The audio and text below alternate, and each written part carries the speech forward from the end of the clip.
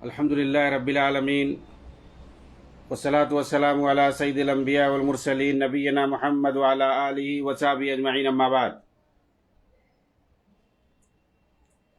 محترم ناظرین کرام، پچھلے درس کے اندر بدعتیوں اور خارجیوں کے ایک شبہے کے بارے میں بیان کیا گیا تھا،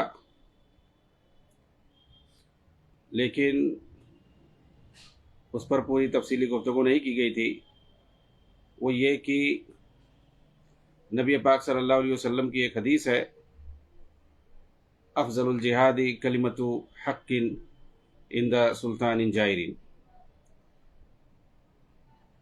کہ سب سے افضل جہاد ظالم حکمران کے پاس حق بات کہنا ہے۔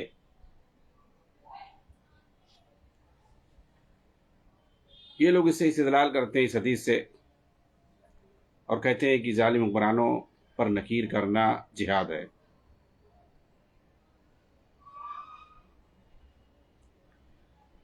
عام طور سے بدعتی اس روایت کو بنیاد بنا کر کے حکمرانوں پر طعن و تشریح کرتے ہیں، ان کے خلاف خروج اور بغاوت کے لیے راہ ہموار کرتے ہیں، ان کی عیب جوئی کر کے، ان کے خلاف پروپیگنڈا کر کے، وغیرہ وغیرہ۔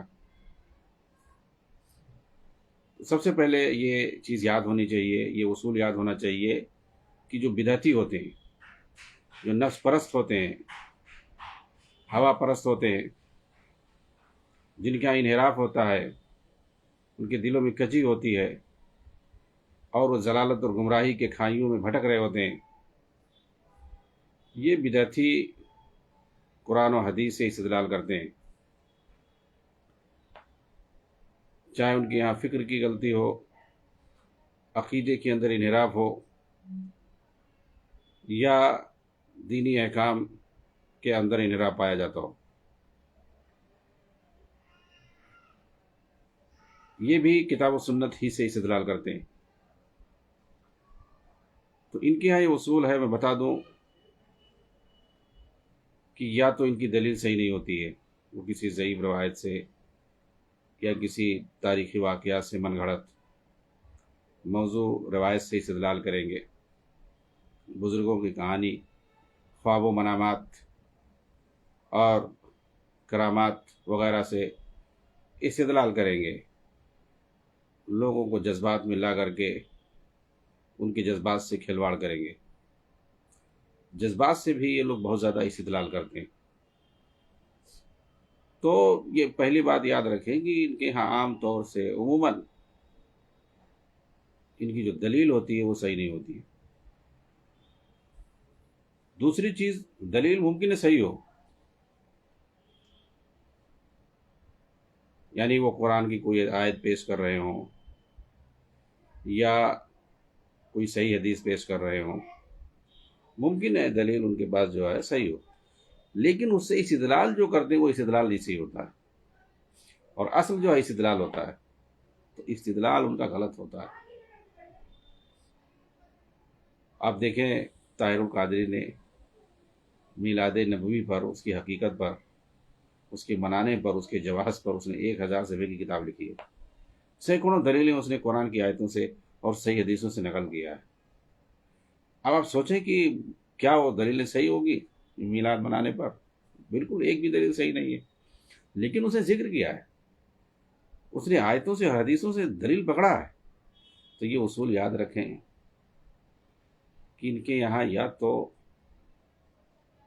دلیل صحیح نہیں ہوتی ہے، یا اگر دلیل صحیح یہ لوگ ذکر بھی کرتے ہیں تو ان دلیلوں سے استدلال ان کا نہیں صحیح ہوتا ہے۔ ایسے اس حدیث کو بنیاد بنا کر یہ لوگ حکمرانوں پر، یہ افضل الجہاد کلمۃ حق عند سلطان جائر، اس حدیث کو، اس روایت کو بنیاد بنا کر کے یہ لوگ حکمرانوں کے خلاف عوام کو بھڑکاتے ہیں، ان پر طعن و تشنیع کرتے ہیں، ان کی عیب جوئی کرتے ہیں،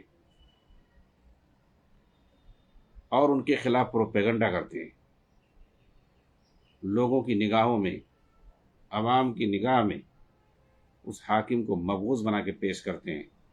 یہ جو ہے ان کی فطرت ہے، ان کی عادت ہے، اور ان کا عقیدہ اور ان کی فکر بھی یہی ہے، بلکہ ان کا ٹارگٹ اور نصب العین بھی یہی ہے۔ تو یہ ان کا اصل مقصد ہے۔ اس مقصد کے لیے انہوں نے اس حدیث کو، اس روایت کو بھی بنیاد بنایا ہے۔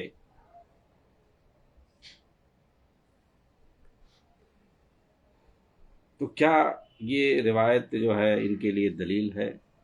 حدیث تو صحیح ہے، لیکن ان کا استدلال غلط ہے کہ اس کو بنیاد بنا کر کے حکمرانوں پر قانون تشریح کیا جائے، مجلس سجا کر کے یا سڑکوں پر دھرنا دے کر کے ان کے خلاف خروج اور بغاوت کیا جائے۔ غلط۔ یہاں جو ہے جو بات کہی گئی کلمۃ حق، حق بات کہنا، آپ اس میں دیکھیں علماء نے اسے استدلال کرتے ہوئے کہا ہے کہ یہاں مراد یہ ہے، کلمہ کا لفظ ہے کہنا، یعنی زبان سے کہنے کی بات ہے۔ اب زبان کے علاوہ اور کسی چیز کا استعمال نہیں کرنا، اسلحے کا استعمال یا اور کسی چیز کا۔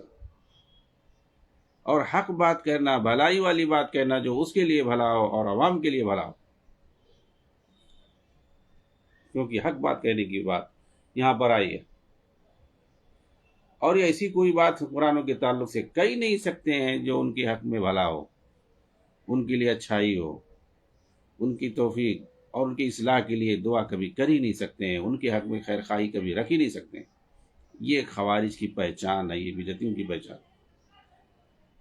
یہ تو ان پر بد دعا کرتے ہیں، ان پر لعن طعن کرتے ہیں، ان کے خلاف خروج اور بغاوت کی راہ ہموار کرتے ہیں، عوام کے دلوں میں، ان کی نگاہوں میں اسے مقبوض بنا کر کے پیش کرتے ہیں، متنفر کرتے ہیں لوگوں کو، اس کے خلاف پروپیگنڈا کرتے ہیں، اس کے خلاف سازشیں کرتے ہیں، ملک کے اندر انقلاب برپا کرنے کے لیے، اس کے اقتدار کو ختم کرنے کے لیے۔ ان کا دین یہی، ان کا دھرم ہی سکھاتا ہے، ان کے سروروں نے یہی بتایا ہے کہ جہاں بھی رہو وہاں انقلاب اور اقامت دین کی کوشش کرتے رہو، بلکہ انقلاب برپا کرنے کی کوشش کرو۔ یہ چیز سید مودود کے یہاں پائی جاتی ہے، یہ چیز حسن بنا اور سید قطب کے یہاں پائی جاتی ہے۔ تو جو لوگ اس کی حکومت کو، اس کے اقتدار کو، اس کے تختے کو ختم کرنے، پلٹنے کی کوشش میں رہیں گے، اس کے خلاف پروپیگنڈا اور سازش کرنے کی کوشش میں رہیں گے، وہ لوگ اس کی اصلاح کے لیے کب دعا کر سکتے ہیں؟ اس کی بھلائی کے لیے کوئی کلمہ کب کہہ سکتے ہیں؟ اگر اس کے اندر کوئی برائی پائی جاتی ہے، اس کے اندر کوئی کمی اور خامی پائی جاتی ہے، تو اس کے اصلاح کی یہ کوشش کبھی نہیں کر سکتے ہیں، بلکہ ان کی خواہش ہوگی کہ اس کے اندر اور برائیاں پیدا ہوں، تاکہ یہ اور جو ہے عوام کے سامنے کیس کروائیں اور اس کو بڑھا چڑھا کے پیش کریں۔ جی ہاں، یہ کبھی اصلاح کی دعا اس کے لیے نہیں کر سکتے، جبکہ سلف کا طریقہ یہ رہا ہے کہ حکمرانوں کے تعلق سے وہ دعائیں کرتے۔ یہ عام رواج رہا ہے مسجدوں میں، ائمہ ان کے حق میں، حکمرانوں کے حق میں، خواہ وہ کیسے بھی ہوں، ان کی اصلاح کے لیے دعا کرنا۔ تو اصلاح کے لیے دعا کرنا یہ جو ہے ائمہ اہل سنت کا اور یہ سلف کا طریقہ رہا ہے۔ بعض سلف سے پوچھا گیا کہ بعض سلف نے کہا کہ اگر مجھے معلوم ہو کہ فلاں دعا میری اللہ قبول کرے گا، یقین ہو کہ یہ دعا ہماری قبول ہو جائے گی، تو میں اسے حاکم کے لیے خاص کر دوں گا۔ تو پوچھا گیا کہ آخر کیوں؟ بھائی اگر کسی کو معلوم ہو جائے گی یہ دعا ہماری قبول ہو جائے گی، کیا یقین ہو جائے، تو اپنے لیے خاص کرے گا۔ تو کہا اس لیے کہ اگر اس کی اصلاح ہو جائے گی تو اس سے جو ہے پورے قوم و ملت کی اصلاح ہو جائے گی، پورے ملک کی اصلاح ہو جائے گی۔ کیونکہ حاکم کے اندر جو فساد اور بگاڑ پیدا ہوتا ہے تو رعایا کے اندر بھی فساد اور بگاڑ ہوتا ہے، اور حاکم کے اندر جب اصلاح پیدا ہوتی ہے تو رعایا کے اندر بھی اصلاح پیدا ہوتی ہے۔ تو یہ تو سلف کی سوچ تھی، جی ہاں، اور آج بھی سلف کی سوچ پر عمل کرنے والے موجود ہیں۔ تو اس کے اندر یہ ضروری ہے کہ وہ چیز کیا ہو، زبان سے کہی جائے، کیونکہ منکر پر نکیر کرنے کے درجات ہیں۔ یہ پہلا درجہ ہاتھ سے طاقت سے اس منکر کو، اس برائی کو ختم کرنے کا حکم دیا گیا. یہ پہلا درجہ ہے، اور یہ ضروری ہے کہ اس کے لیے ہمارے پاس طاقت ہے. یہ استطاعت کے ساتھ مشروط ہے، استطاعت کے ساتھ مشروط ہے. اللہ کے رسول صلی اللہ علیہ وسلم نے فرمایا ہے من رأى منکم منکرا فلیغیرہ بیدہ فإن لم يستطع فبلسانہ فإن لم يستطع فبقلبہ وذلک اضعف الایمان. یہ پہلا مرحلہ ہے، پہلا درجہ ہے کہ آدمی اس کو طاقت سے ختم کر دے. اگر اس کی استطاعت نہ ہو تو زبان کا استعمال کرے. تو یہاں حاکم کے سامنے اللہ کے نبی صلی اللہ علیہ وسلم نے جو اسلوب اور طریقہ استعمال کیا ہے منکر پر نکیر کرنے کا، وہ زبان کا ہے. بات کے ذریعے سے، زبان کے ذریعے سے اسے سمجھایا جائے ناصحانہ اور خیر خواہانہ جذبے کے تحت. اور تیسرا جو درجہ ہے اور وہ آخری درجہ ہے، دل میں اسے آدمی برا سمجھے، اسے نہیں یعنی جو ہے طاقت کا استعمال نہیں کر سکتا، حتیٰ کہ زبان کا بھی استعمال نہیں کر سکتا ہے. ایسی صورت، ایسی سچویشن ہو سکتی ہے، تو پھر وہاں پر خاموشی بہتر ہے. البتہ دل کے اندر اس برائی کو وہ برا سمجھے. فَإِن لَمْ يَسْتَطِعْ فَبِقَلْبِهِ، اور یہ ایمان کا جو ہے آخری اور کمزور ترین درجہ ہے. تو یہاں پر یہ بھی سمجھ لیں کہ ضروری ہے کہ استطاعت کی بنیاد پر یہ بات ہم کہیں گے، اور اس سے پہلا والا جو مرحلہ ہے طاقت کا استعمال، اس کا یہاں ذکر نہیں ہے. اس روایت کو بنیاد بنا کر کے ہم جو ہے طاقت کا استعمال نہیں کریں گے، ہاتھ کا، تلوار کا، اسی طرح سے اور کسی چیز کا، مظاہرے کا، دھرنے کا، کیونکہ ان چیزوں سے منع کیا گیا ہے. شیخ الاسلام ابن تیمیہ رحمۃ اللہ نے تو یہاں تک کہا ہے کہ اگر امر بالمعروف اور نہی عن المنکر کے فریضے کی ادائیگی سے اصلاح سے زیادہ فساد اور بگاڑ لازم آئے، ہوتا ہے کہیں پر حق بات کہنے سے بھی فساد ہو جاتا ہے. اسی لیے کہا جاتا ہے لکل مقال مقام، ہر بات کے لیے ایک جگہ ہوتی ہے.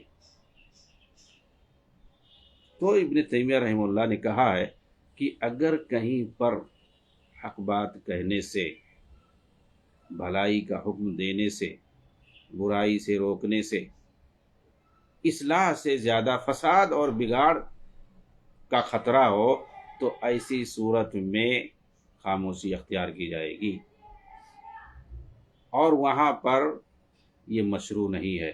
یعنی آدمی جو ہے کہے کہ ہمیں بولنا ہی ہے، کچھ بھی ہو جائے، ہلاکت میں ڈالو. کہہ رہے کہ اسی لیے ائمہ اہل سنت نے فتنوں کے وقت قتال کرنے سے منع کیا اور اسے ناپسند کیا ہے، کیونکہ انہی فتنوں کو نفس پرست اہل بدعت امر بالمعروف اور نہی عن المنکر کا نام دیتے ہیں. فتنوں کے وقت جو ہے ان کی جو ہے بہار آتی ہے اور ان کو خوشی لاحق ہوتی ہے،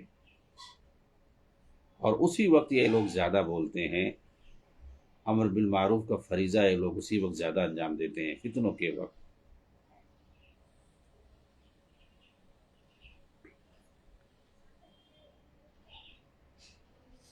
حالانکہ اصلاح کی جو اہمیت ہے وہ اپنی جگہ مسلم ہے. ابو الدرداء رضی اللہ تعالیٰ عنہ کی ایک روایت ہے، اللہ کے رسول فرماتے ہیں کیا تمہیں میں نماز، روزہ اور صدقہ و خیرات سے زیادہ افضل چیز نہ بتا دوں؟ تو صحابہ نے فرمایا کیوں نہیں اللہ کے رسول؟ تو آپ نے کہا صلاح ذات البین، آپس میں اتحاد کرا دینا، میل جول کرا دینا. یہ جو ہے صوم و صلات اور صدقہ و خیرات سے بھی افضل ہے، اور آپس میں پھوٹ اور اختلاف پیدا کرنا یہ دین کو موڑنے والی نہیں، دین کو ختم کرنے والی. اور دیکھیں اس روایت کے اندر جو بنیادی چیز ہے وہ کیا ہے جس سے لوگ بھاگتے ہیں؟ عند سلطان جائر، حق بات جو حاکم کے حق میں اور رعایا کے حق میں بھلائی کا باعث ہو۔ یہ جو حق بات کہی جائے، کلمت حقین، یہ کہاں کہی جائے؟ اس کے پاس کہی جائے، اس حاکم کے سامنے کہی جائے۔ اندہ کا لفظ آیا ہوا ہے، اندہ سلطان جائر، اس کے پیٹھ کے پیچھے نہیں، اپنی نجی محفلوں میں نہیں، اسٹیج جمع کے نہیں، جلسہ جلوس میں نہیں، سڑکوں پہ دھرنا دے کر نہیں، بلکہ اسی کے سامنے۔ یعنی گویا اگر اس سے کچھ غلطی ہوتی ہے اور آپ وہاں موجود ہیں تو وہیں سامنے کہہ دیں، اگر آپ کے پاس طاقت ہے تو، اگر آپ کے پاس ہمت ہے تو آپ کہہ سکتے ہیں وہیں پہ۔ تو اس حدیث کے ضمن میں آپ آئیں گے، یہ اس کا جو ہے خلاصہ اسی کے پاس کہنے کی بات ہے۔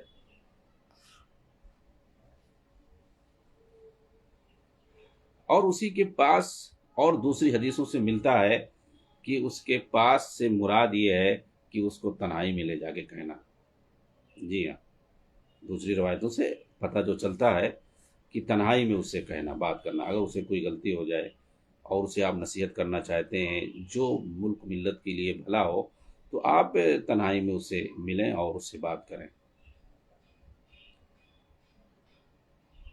یہ اصل مقصد ہے، کیونکہ ایک عام آدمی بھی یہ پسند نہیں کرے گا کہ اگر اس سے کچھ غلطی ہو جائے، اس سے کچھ گناہ سرزد ہو جائے تو اس کو بھری محفل میں کہا جائے، اس میں وہ رسوائی محسوس کرتا ہے، وہ نہیں پسند کرے گا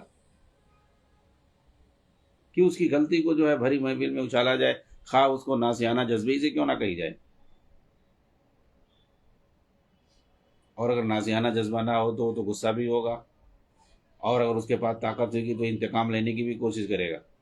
کوئی بھی انسان ہو، وہ یہ نہیں چاہے گا کہ اس کی غلطیوں کو بھری مجلس میں اچھالا جائے، اور اس کو جو اس کی جو فضیحت کی جائے مجلس میں، وہ یہی چاہے گا کہ اس کو تنہائی میں جو ہے سمجھایا جائے۔ اس کو نصیحت کرنا ہے تو تنہائی میں نصیحت کی جائے۔ تو جب ایک عام آدمی نہیں پسند کرے گا تو ایک حاکم کیوں پسند کرے گا؟ عام آدمی کی اگر رسوائی ہو رہی ہے مجلس میں تو وہ چاہے گا کہ ہم انتقام لیں، تو ایک حاکم کیوں نہیں چاہے گا؟ اسی لیے جو ہے حاکم کے لیے یہ چیز ہے۔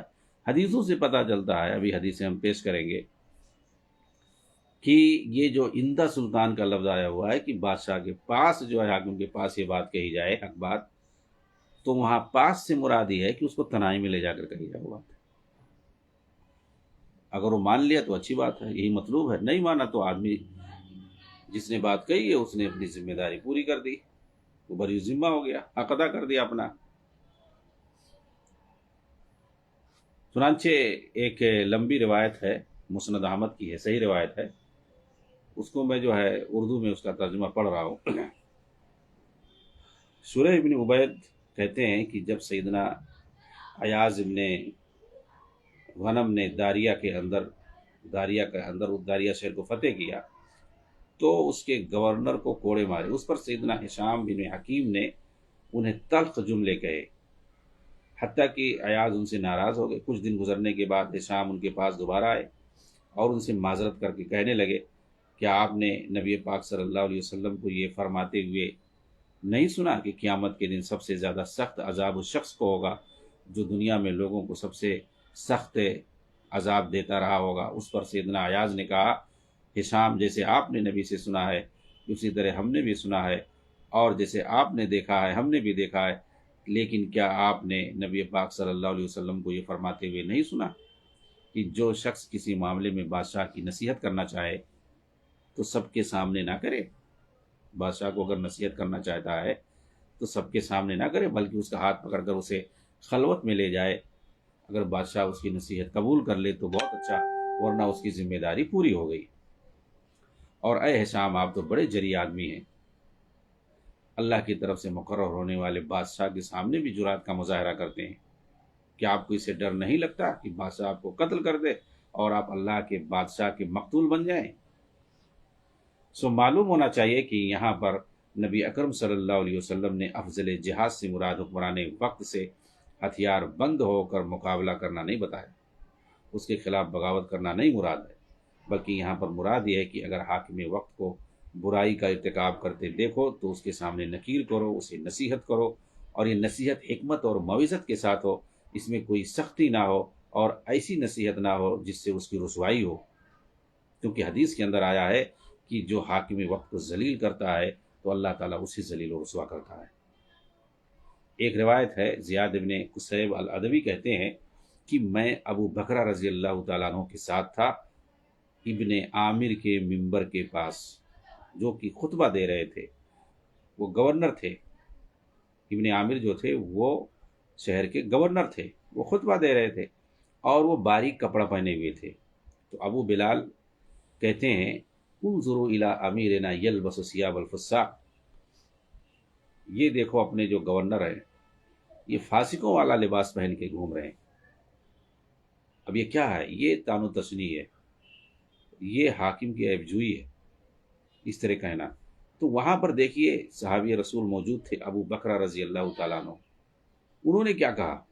ایک آدمی حاکم کے خلاف ایسی بات کہہ رہا ہے کہ فاسقوں والا لباس پہننے، تو انہوں نے کہا اسکت، تم خاموش ہو جاؤ، ایسی بات مت کہو، میں نے اللہ کے رسول سے یہ فرماتے ہوئے سنا ہے من اہانا سلطان اللہ فی الارض اہانہ اللہ، جو اس زمین میں اللہ کے بادشاہ کو، اللہ کے حاکم کو رسوا کرے گا، قیامت کے دن اللہ تعالیٰ اسے رسوا کرے گا۔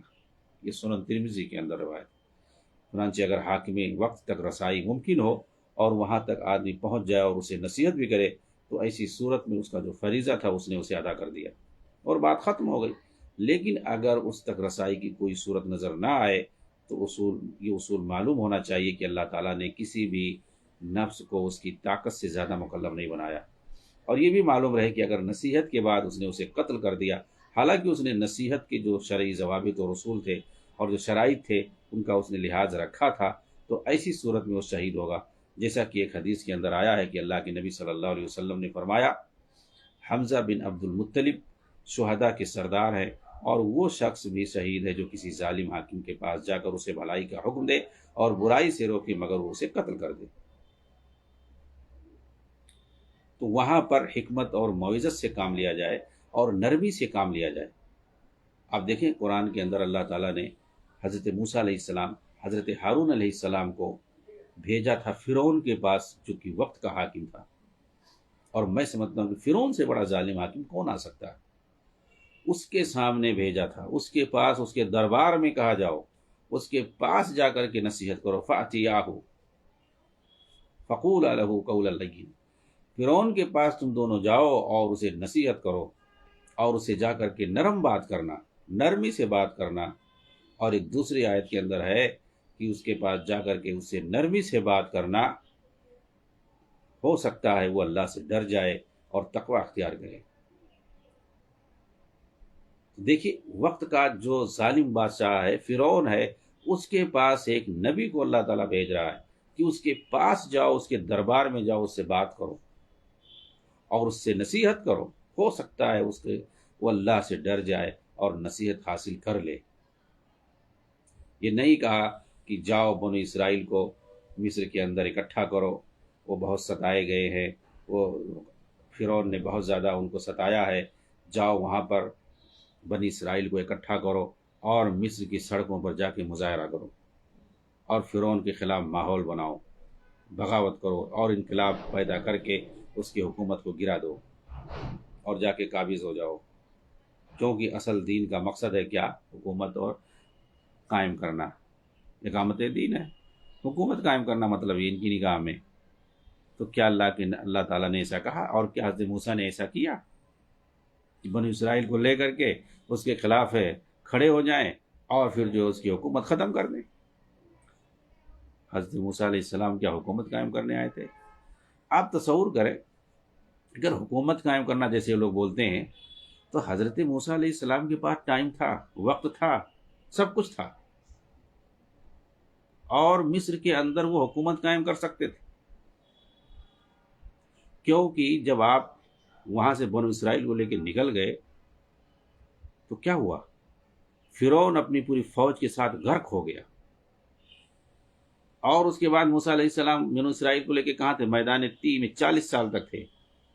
واپس جا کر کے مصر میں حکومت قائم کر سکتے تھے کہ چلو بھائی مصر میں چلو حکومت قائم کرتے ہیں. فلسطین میں تم لوگ جہاد نہیں کر سکتے ہو، جا کر کے لڑائی نہیں کر سکتے ہو، تمہارے پاس طاقت نہیں ہے، کہہ رہے ہو کہ بہت جابر قوم ہے، ہم نہیں لڑ سکتے، تم اور تمہارا رب جا کر کے لڑو. تو تمہارے پاس طاقت ہے، چلو مصر میں چلتے ہیں، وہاں تو کوئی حاکم نہیں اس وقت. فرعون تھا وہ بھی ختم ہو گیا اپنی فوج کے ساتھ. وہاں قبطی ہیں، ان سے مقابلہ کر کے ہم لوگ وہاں حکومت قائم کریں گے. 40 سال تک وہاں رہے. پھر بعد میں دوسرے نبی کے ساتھ مل کر کے انہوں نے لڑائی کی اور پھر اس کے بعد شہر کو فتح کیا اور انہوں نے حکومت بنائی. تو موسیٰ علیہ السلام، ہارون علیہ السلام نے کیوں نہیں وہاں جا کر کے حکومت بنا لی؟ ارے حکومت ہی قائم کرنا تھا. کہ دونوں نبی کیوں نہیں گئے وہاں پہ؟ تو بہرحال بتانا یہ مقصد یہ ہے کہ انبیاء کو بھی یہ حکم ہوا کہ وہ حاکم کے سامنے جا کر کے نرمی سے بات کرے اور انہیں سمجھائیں. تو یہ اصل مقصود ہے. حضرت اسامہ رضی اللہ تعالیٰ عنہ، اسامہ بن زید جو اللہ کے نبی کے محبوب تھے، ان کا لقب یہی تھا حب رسول اللہ. ان کی ایک روایت ہے، صحیح بخاری اور مسلم کی ہے. انہوں عثمان رضی اللہ تعالیٰ عنہ کے زمانے خلافت میں آخر میں ایسے ہی کچھ سرفرے قسم کے لوگوں نے ان سے پوچھا کہ آپ لوگ خلیفہ کو نصیحت کیوں نہیں کرتے؟ تو حضرت اسامہ نے کیا کہا؟ کیا تم سمجھتے ہو کہ تمہیں اسی وقت پتہ چلے گا کہ میں نصیحت کو جب تمہیں بتاؤں اور سڑکوں پر مائک سے لے کے بتاتا رہوں لوگوں کو کہ میں نے نصیحت کیا ہے؟ ہم نصیحت کرتے ہیں لیکن اس کا ڈھنڈورا نہیں پیٹتے ہیں. یہ ہمارے اور حاکم کے درمیان کی بات ہے، فیما بینی و بینہ، اور میں فتنہ اور فساد کا دروازہ کھولنا نہیں چاہتا ہوں. یہ حضرت اسامہ نے بات کہی تھی. اس وقت جو ہے سبائی فکر کے لوگ پائے جاتے تھے، خارجی قسم کے لوگ آخری زمانے میں پائے جاتے تھے. انہوں نے ان سرفروں نے اس طریقے سے سوال کیا تھا. صحیح مسلم کے اندر یہ روایت موجود ہے. ابن عثیمین رحمہ اللہ جب زندہ تھے، ان سے بھی اسی طریقے کا سوال کیا گیا تھا کہ کچھ لوگ کہتے ہیں کہ آپ لوگ حکام کو نصیحت نہیں کرتے ہیں، ایسا ہے ویسا ہے. تو انہوں نے بھی یہی جواب دیا تھا سوال کرنے والوں کو، کیا کہ تم لوگ سمجھتے ہو کہ ہم تم سے بتائیں آ کر کے تبھی جو ہے پتہ چلے گا کہ ہم نصیحت کرتے ہیں؟ میں بھی نصیحت کرتا ہوں، اور ہمارے ساتھ جو علماء اٹھتے بیٹھتے ہیں حکمرانوں کے ساتھ، وہ بھی انہیں نصیحت کرتے ہیں. سب لوگ نصیحت کرتے ہیں، لیکن ہم لوگ شرعی طریقے سے جو حکم ہے اسی پر عمل کرتے ہیں. ان کے سامنے نصیحت کرتے ہیں، نجی مجلسوں میں ان کے سامنے ہم نصیحت کرتے ہیں. ہم جو اسے اسٹیج پر ان کو رسوا نہیں کرتے ہیں. ہماری بات اگر وہ مان لیے، اور مانتے بھی ہیں اکثر، تو اچھی بات ہے، اور نہیں مانتے تو ہماری ذمہ داری پوری ہو گئی. تو یہ طریقہ اصل ہے. ورنہ اس حدیث کو بنیاد بنا کر کے یہ لوگ صرف عوام کو بیوقوف بناتے ہیں. اس حدیث پہ عمل نہیں کرتے. اس حدیث پہ عمل کرتے تو سب سے پہلی چیز یہ حاکم کی خیر خواہی کے لیے کہتے کوئی بات، اور اس کی اصلاح کے لیے کرتے، اس کی اصلاح کے لیے دعا کرتے. جبکہ ان کے یہاں اصلاح کے لیے، حاکم کی اصلاح کے لیے دعا کرنا یہ تو بہت بڑی بات ہے. ان کے یہاں گناہ کبیرہ ہے. یہ تو حاکم کے خلاف جو ہے لعن طعن کرتے ہیں، اس کو بد دعا دیتے ہیں، اس کی عیب جوئی کرتے ہیں، اس کے خلاف پروپیگنڈا کرتے ہیں. وہ کب جو ہے اس کے حق میں دعا کریں گے، اس کی بھلائی کے لیے، یا یہ کہ اس کی اصلاح کے لیے، تاکہ ملک اور ملت کی اصلاح ہو. بہرحال ہمیں جو ہے اس تعلق سے محتاط رہنا چاہیے کہ اس روایت کو یہ لوگ دلیل بنا کر کے عوام کو اس طریقے سے بیوقوف بناتے ہیں، حالانکہ اس حدیث پر وہ بالکل عمل نہیں کر رہے ہوتے، اس کے خلاف عمل کرتے ہیں.